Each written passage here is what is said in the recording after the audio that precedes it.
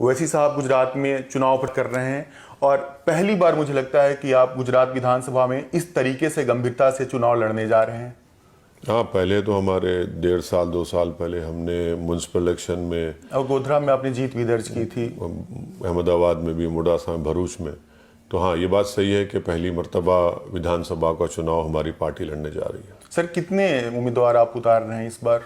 अभी 1-2-3 दिन में साबिर भाई जो हमारे अध्यक्ष हैं वो नंबर्स का ऐलान कर देंगे। सर एक सवाल, अभी कल जब 2 दिन पहले जब बीजेपी की लिस्ट आई तो उसने नारोदा पाटिया विधानसभा क्षेत्र से पायल कुकरानी को टिकट दिया है और उनके पिता 2002 के दंगे में कन्विक्टेड हैं। उस इलाके में बहुत भयावह दंगा हुआ था और अल्पसंख्यक समुदाय के दर्जनों लोग मारे गए थे। इस रणनीति को आप कैसे देख रहे हैं? हालांकि कानून के हिसाब से मुजरिम की बेटी कोई मुजरिम नहीं होती है, लेकिन इसका क्या कोई मकसद आप देखते हैं? नहीं, इसका मकसद एक ही है कि बीजेपी से उनका ताल्लुक़ स्ट्रॉन्ग था, उस परिवार का है और रहेगा। बावजूद इसके कि कोर्ट ने उनको लाइफ इम्प्रिजनमेंट की सज़ा दी, उसके बावजूद भी बीजेपी और संघ उस फैमिली के साथ उनके ताल्लुक़ात हैं। और उस ये भी बताता है कि बीजेपी अपने लोगों को छोड़ती नहीं है, चाहे वो लाइफ इम्प्रिजनमेंट की सज़ा हो या कि उनको क्रिमिनल करार दिया जाए। मैं बिल्कुल हैरान नहीं हूँ अगर कल बीजेपी एक क़ानून बनाती है कि कन्विक्टेड लोगों को अगर रिमिशन दे दिया जाता है तो वो चुनाव लड़ सकते हैं, तो बीजेपी शायद बिल्किस बानो के उन कन्विक्टेड लोगों को भी उम्मीदवार बना देती, कैंडिडेट बना देती। सर एक बात जो आप अभी कह भी रहे थे कि पिछले 27 सालों से बीजेपी चुनाव नहीं हारी है, तो इसका मतलब इस पे क्या 2002 के दंगों का भी असर है या फिर कांग्रेस की नाकामी है, विपक्ष गोलबंद नहीं हो पाया, इसे आप कैसे देखते हैं? सब चीज़ें हैं, तीनों चीज़ें हैं। आप जो कह रहे हैं तीनों चीज़ें हैं। 2002 होगा या उसके बाद जो भी होगा, तो ये तो अपोजिशन की नाकामी है कि 27 साल से आप भाजपा को शिकस्त नहीं दे पा रहे हैं, उनको हरा नहीं पा रहे हैं। तो जाहिर है सबसे बड़ी नाकामी तो कांग्रेस पार्टी की ही है, क्योंकि वही लड़ रही है, वही बीजेपी को कामयाब कर रही है। और 2017 में कितने 77 उनके विधायक जीते, उसमें से कितने 13-14 भाग गए भाजपा में। और तो फिर उन्हीं को जवाब देना पड़ेगा और उन्हीं की कमज़ोरी और नाकामियों की वजह से भाजपा जीत रही है, बल्कि गुजरात नहीं पूरे देश में जीत रही है। तो सर विधायकों के जो भागने वाली बात है, इसको कोई कैसे रोक सकता है? बिहार में आपके भी 4 विधायक चले गए आरजेडी में, तो ये तो संकट आपके साथ भी है। हाँ, तो जब हमारे भागते हैं तो कहा जाता है कि उनकी घर वापसी हो गई, और जब भाजपा किसी और पार्टी के secular, so called secular party के एमएलएस को लेती है तो कहती है कि जमहूरियत का क़त्ल हो गया। यानी हमारे विधायक भागना घर वापसी हो जाता है और इनकी सरकारें गिरती हैं। महाराष्ट्र में एक कम्युनल पार्टी शिवसेना के साथ अलायंस किया और आपके विधायक को भाजपा ले लेती है, तो आप उसको जमहूरियत का क़त्ल कहती है, और टेबल के पॉलिटिकल टेररिज्म का नाम इन लोगों ने दिया। और जब हमारे 4 को आप लेकर जाते हैं तो बोलते नहीं वो खुद चल कर आ गए। तो ये इनका दोहरा चेहरा है। मैं शुरू से कह रहा हूँ कि चाहे भाजपा हो या कांग्रेस हो या ये सो कॉल्ड सेकुलर पार्टीज हो, राजद हो, समाजवादी हो या आप हो, ये हरगिज़ किसी भी तरीके से मुस्लिम समाज, आदिवासी समाज, दलित समाज के पॉलिटिकल एम्पावरमेंट और उनकी पॉलिटिकल लीडरशिप को कभी नहीं देखना चाहती है। तो सर आप मानते हैं कि राहुल गांधी पर्सनल भी सेक्युलर नहीं है? कौन? जब उनकी पार्टी यूएपीए के कानून में सपोर्ट करती है, वो खुद वोट डालते हैं, जिसमें 2000 अमित शाह ने बहैसियत होम मिनिस्टर एक अमेंडमेंट लाया कि कोई दिल्ली में एनआईए का इंस्पेक्टर बैठकर जमालपुर के एक अल्पसंख्यक समाज के बच्चे को टेररिस्ट घोषित कर सकता है बगैर कोर्ट के फैसले के। उनकी पार्टी ने सपोर्ट किया। बताइए इस पर क्या कहेंगे कि चिदम्बरम ने यूएपीए को और स्ट्रांग नहीं किया? उस वक्त मैं यूएपीए में था, उसके खिलाफ वोट दिया, तकरीर किया। तो आप ही तो करते हैं ना सब ये। लेकिन सर एक देखिए, कांग्रेस एक गोडाउन है और भाजपा शोरूम है। लेकिन सर राहुल गांधी इकलौते राजनेता हैं आपके अलावा जिन्होंने बिल्किस बानो के पक्ष में बोला। उन्होंने खुलकर बोला कि बलात्कारियों को रिहा किया जाना बिल्कुल गलत है। बाकी जो मिनिस्ट्रीम पार्टियां हैं, वो चाहे आम आदमी पार्टी हो, समाजवादी पार्टी हो, आरजेडी हो, सबने किसी ने खुलकर आप बीबीसी का अगर कोई वीडियो है तो दिखा दीजिए जहां पर कोई कांग्रेस का नेता जाकर एहसान जाफरी की उस ज़ईफ बेवा सी उनके परिवार से कोई कांग्रेस का नेता मिला हो तो बताइए, वीडियो दिखा दीजिए, जाके मिला है क्या, देखिए, कोई नहीं मिलते आप।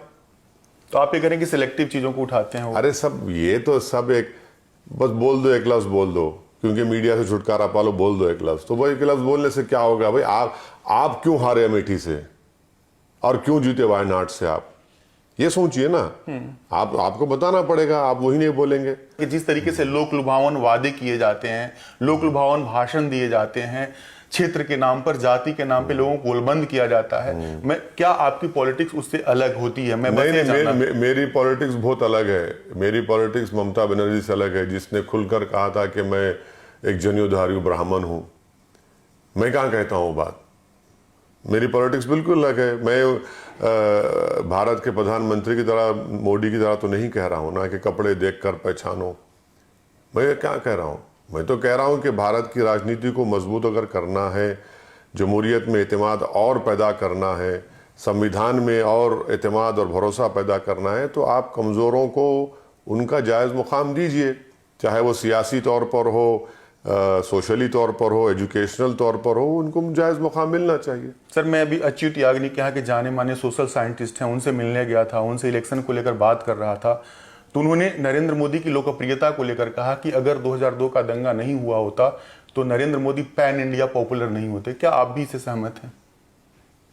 अब अगर वो एक्सपर्ट कह रहे हैं तो फिर मैं कौन होता हूँ उस बात को तरदीद करने वाला या रद्द करने वाला? जब कह रहे हैं तो वो सही कह रहे हैं वो। आपका और नहीं भाई, जब कोई एक्सपर्ट कहता है तो भाई आप जब जाने माने एक्सपर्ट हैं वो, और उनकी बड़ी गहरी नज़र है इन चीज़ों के ऊपर, तो वो तो कोई रोज़ टीवी पर आकर बैठने वाला आदमी नहीं है कि हर रोज़ कुछ ना कुछ एक पैनल पे बैठकर। बस जाहिर है वो एक उनकी पॉलिटिकल लाइफ के लिए एक टर्निंग पॉइंट था, बल्कि उनको इम्पटस मिला उससे कौन इनकार कर सकता है। एक के बाद एक इलेक्शन जीतते गए और उसके बाद फिर ये देख रहे हैं। तो सर, इसका मतलब ये नहीं कि भारत की जो बहुसंख्यक आबादी है वो कम्युनल माइंडसेट की है? अब वोट तो डाल रही है, कम्युनल माइंडसेट की हो या नहीं हो, मगर उसकी एक वजह कांग्रेस भी तो है। अगर कांग्रेस स्ट्रांग होती तो क्या बीच में बीजेपी जीत पाती? अगर आप 190 सीटों पर बीजेपी से डायरेक्ट लड़ रहे हैं और सिर्फ 15 सीट जीतती है कांग्रेस पार्टी, तो फिर वो क्या पैगाम मिलता है? तो उसमें अपोजिशन भी तो स्ट्रांग नहीं है, और फिर जीत कर जाते हैं, वापस भाग जाते हैं भाजपा में, और फिर ये दिल्ली में एग्रीमेंट हो चुका है कि लोकसभा आप जीतिए, विधानसभा मैं जीतता हूँ। तो ये तो सब चल रहा है ना। ये तो एक पर्दों के पीछे जो समझौते हो जाते हैं, तो ये सब समझने की जरूरत है जनता को। सर, पिछले 40 सालों से यहाँ की जो राजनीति है बाइपोलर रही है। पहली बार ऐसा हो रहा है आप चुनाव लड़ रहे हैं गंभीरता से, आम आदमी पार्टी लड़ रही है, लेकिन आपको लगता है कि तीसरी पार्टी की जगह इस बार बनेगी? नहीं, मेरा मानना यह है कि बावजूद इसके कि वो पार्टी मुझ पर बहुत सी झूठे इल्ज़ामात लगाती है, मगर जब डेमोक्रेसी में आप सबको इजाज़त है अपनी बात रखने की, सबको अपनी बात रखनी चाहिए, और सबको अपनी बात रखकर चुनाव लड़ना चाहिए। जनता फैसला करेगी, इसमें कोई बुरी बात नहीं है कि जितने पार्टी लड़ना चाहेंगे लड़ना भी चाहिए। यही जमहूरियत की खूबसूरती है, जमहूरियत आपको मौका देता है, तो लड़ना चाहिए, क्या बुरी बात है। आपका मकसद क्या ये है कि जो यहाँ की जो सो कॉल्ड मेनस्ट्रीम पार्टियां हैं वो आप इस पोजीशन में आ जाएं कि आपसे वो अलायंस करें और आप बोले कि अगर यहाँ पर मुसलमानों की आबादी है तो उनको रिप्रेजेंटेशन दो? क्या आप इस भूमिका में आना चाहते हैं? नहीं, ये वक्त तय करेगा और क्या होगा, बट फिल वक्त तो हमको चुनाव लड़ना है, और हम जो मकसद के तहत लड़ रहे हैं, जो हमारा नीयत है, जो हमारा पैगाम है, वो आवाम और जनता के सामने हम रख चुके हैं, और वो हम लड़ेंगे। अब मुस्तकबिल में क्या होगा, कैसे होगा, मैं कोई तड़प नहीं रहा हूँ कि कोई आओ और मुझसे बगलगीर हो जाओ या मुझे गले लगा लो। मैं अपनी बात रख रहा हूँ, मेरे दिल में तकलीफ़ है, मैं जनता के सामने रख रहा हूँ, जनता की तकलीफ़ को बयान कर रहा हूँ, और यही काम हम करते हैं। सेकुलर पार्टियों के लिए अभी भी आप अछूत ही हैं? कोई परवाह नहीं है, कोई परवाह नहीं है। वो उनकी वो क्या बोलना चाहिए, उनका वो गुरूर है, वो उनका तकब्बुर है कि वो अपने आप को आला समझते हैं। तो कहावत है ना कि रस्सी जल गया बल नहीं गया। भाई ज़मीन खिसक गई आपके पैरों से, और आप अभी भी अपने आप को ख्वाब देख रहे हैं कि दिल्ली में हमारी हुकूमत होगी, तो देखते रहिए ख्वाब, मगर जो आपके ख्वाबों में बर्बाद कौन हो रहा है? बर्बाद तो इस देश का डाइवर्सिटी, प्लुरलिज्म, इसका सोशल फैब्रिक, किसकी ज़िंदगियों में परेशानी बढ़ चुकी है? उन लोगों की जो आइडियोलॉजिकली भाजपा के साथ कभी नहीं थे, उसमें आदिवासी है, दलित है, मुसलमान है, इन लोगों को क्या फ़र्क पड़ता है? क्या इनके घर पर कोई पत्थर फेंकता है? क्या इनके नौजवानों को जेल में डालता है झूठे इल्ज़ाम में? क्या इन पर कोई UAPA लगता है? क्या इनका इनकाउंटर होता है? क्या इनकी शादी की बारात में अगर कोई घोड़े पर बैठ कर गया तो क्या उसको मारा जाता है? इन लोगों का कुछ नहीं होता है, पीछे तो ये लोग जाते हैं, और जब चुनाव आता है ये हमारे हमदर्द और हमारे मुकद्दर के फैसले करने आ जाते हैं।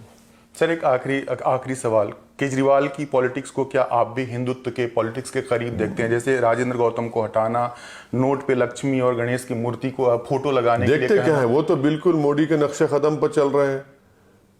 वो तो 2013 का मोदी है दिल्ली का मुख्यमंत्री, उन्हीं के नक्शे कदम पर चल रहा है। बिल्कुल सही कह रहे हैं आप, वो जो तीनों चीज़ें आपने कही हैं। आपका इतना बड़ा दलित नेता, आप उसको मंत्री पद से हटा देते हैं, पर चुनाव के लिए आपको वोट चाहिए दलितों के, तो आप उसको रखते हैं।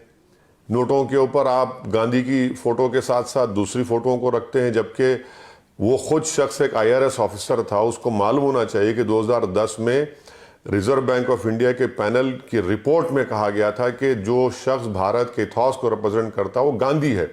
और ख़ुद अरुण जेटली ने उस वक्त, हमारे एक दोस्त कीर्ति आज़ाद साहब सवाल के जवाब में, late Arun Jaitley finance minister ने कहा कि यस, हम इसको, इस पैनल रिपोर्ट को एक्सेप्ट करते हैं। एक IRS ऑफिसर को अगर नहीं मालूम, मगर उसको सिर्फ ये मालूम कि कैसे मोदी से बड़ा मैं अपने आप को हिंदुत्व आइडियोलॉजी का मानने वाला मानूं, इसलिए वो चल रहे हैं उसी राह पर। उनका पूरा मकसद वही है। Sir, anti Congress politics pro BJP कैसे हो जाती है? आप देखें कि प्रशांत भूषण, योगेंद्र यादव, जो अन्ना मूवमेंट के रणनीतिकार माने जा रहे थे, उनको बाद में एहसास हुआ कि हमने गलत किया, उन्होंने माफी भी मांगी। अब राहुल गांधी के भारत जोड़ो यात्रा, अरे छोड़िए ना, आप जो शख्स का नाम ले रहे हैं, इंडियन एक्सप्रेस की रिपोर्ट उठा के पढ़िए। वो जब हरियाणा में लोकसभा का चुनाव लड़े 2014 में, तो जब मियो मुसलमान के पास गए तो अपनी दाढ़ी दिखाते थे, और जब मियो मुसलमान से निकलकर हमारे हिंदू भाइयों के एरिया में जाते थे तो फौरन अपने कपड़े बदल देते थे। एक्सप्रेस की रिपोर्ट है। तो इन्होंने कहा था कि कांग्रेस को मर जाना चाहिए, फिर आज आप उसमें चले जाते हैं। तो ये तो अब इनके अपॉर्चुनिज्म के बारे में कौन कहेगा? और ये है भी कौन? इनका जमीन पे क्या पकड़े लोगों कि कौन सा एक म्युनिसिपल इलेक्शन नहीं जीत पाएंगे कहीं पर खुद खड़े हो जाए तो। अब हाँ, ये प्रशांत साहब एक वकील हैं, बड़े मायानाज वकील रहे हैं, लड़ते हैं पब्लिक कॉज को। अब वो बताएं, मैं उनके बारे में क्या बोल सकता हूँ। सर, आप जो गुजरात घूम रहे हैं, आपका क्या आकलन है? ये आखिरी सवाल है। मैं अपनी पार्टी के बारे में देख रहा हूँ। मुझे पब्लिक मूड तो समझ भाई, यहाँ पर बीजेपी के खिलाफ, मिस गवर्नेंस के खिलाफ, उनके गलत फैसलों के खिलाफ, जो यहाँ पर कल हम पश्चिम बन्नी के इलाके में गए थे, वहाँ पर जो मवेशी हैं वो रो रहे हैं कि पीने का पानी उनको नहीं मिलता है। 1200 रुपये का एक टैंकर मंगाना पड़ता उनके भैंस के लिए। भारत के प्रधानमंत्री तो भाषण में कह दिए कि बन्नी की भैंस 15 लीटर दूध देती है, उसकी कीमत 5 लाख की है, मगर वहाँ एक टैंकर मंगाने 1200 रुपये लगते हैं। उनको फॉरेस्ट राइट्स नहीं दिए जा रहे हैं। डांग के फॉरेस्ट राइट्स वहाँ देगी वहाँ के रहने वालों को, यहाँ पर क्यों नहीं दी जा रही? क्योंकि ये अल्पसंख्यक समाज के मुसलमान हैं। यूनिफॉर्म सिविल कोड की बात बीजेपी करती है, मगर यहाँ पर फॉरेस्ट राइट्स नहीं देती, कोई अपना धर्म परिवर्तन करने की इजाज़त नहीं मिलती। डिस्टर्ब्ड एरियाज एक्ट है, किसी मुसलमान को किसी और दूसरे समुदाय घर खरीदने का परमिशन कलेक्टर नहीं देता है। तो ये सब बहुत सी चीज़ें हैं, मगर अगर एक विकल्प इन तमाम कमज़ोरियों को सही तरीके से पेश कर पाएगा तो यकीनन उसको कामयाबी मिलेगी।